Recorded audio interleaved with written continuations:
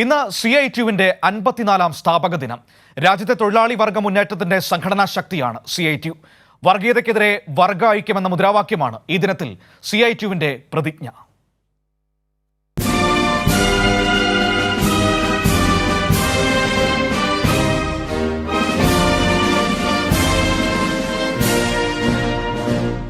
രാജ്യത്തെ തൊഴിലാളികളുടെ മറ്റൊരു മെയ് ദിനമാണിത്.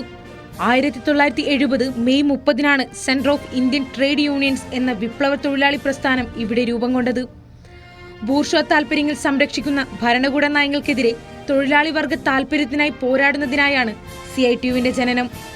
കൊളോണിയൽ വാഴ്ചയ്ക്കെതിരെ ഇന്ത്യൻ തൊഴിലാളി വർഗം നടത്തിയ പോരാട്ടങ്ങളുടെ തുടർച്ച.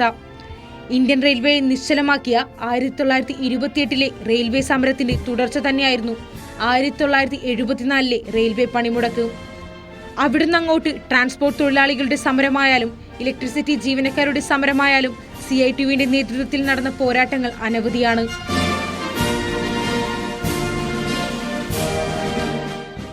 തൊണ്ണൂറുകളിൽ സാമ്രാജ്യത്വ ആഗോളവൽക്കരണം ലോകത്താകെ അടിച്ചേൽപ്പിക്കപ്പെട്ട സാഹചര്യത്തിൽ തൊഴിലാളി വർഗത്തിന് ആദ്യം മുന്നറിയിപ്പ് നൽകി രംഗത്ത് വന്നത് CITU ആയിരുന്നു. 91 ഡിസംബറിൽ CITUവിന്റെ ആദ്യത്തെ ദേശീയ പണിമുടക്ക് നടന്നു. കഴിഞ്ഞ ഒരു പതിറ്റാണ്ടുകാലത്തെ മോദി സർക്കാർ മുഖമുദ്ര തന്നെ തൊഴിലാളി വിരുദ്ധതയാണ്.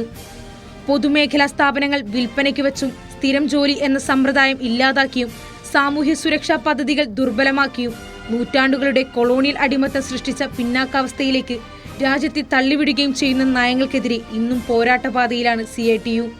സംഘപരിവാറിന്റെ വിനാശകരമായ വർഗീയവൽക്കരണത്തിനും മുതലാളിത്ത നയങ്ങൾക്കുമെതിരെ ആധുനികവും പരമ്പരാഗതവുമായ രംഗത്തെ തൊഴിലാളികളെ അണിനിരത്തി CITU കൂടുതൽ കരുത്താർന്നായ പോരാട്ടത്തിലേക്ക് കുതിക്കുകയാണ്. വർഗീയതയ്ക്കെതിരെ വർഗ ഐക്യം എന്ന മുദ്രാവാക്യമാണ് ഈ ദിനത്തിൽ രാജ്യത്തെ തൊഴിലാളി വർഗത്തിന് CITU നൽകുന്ന പ്രതിജ്ഞ. News desk, Kairali news.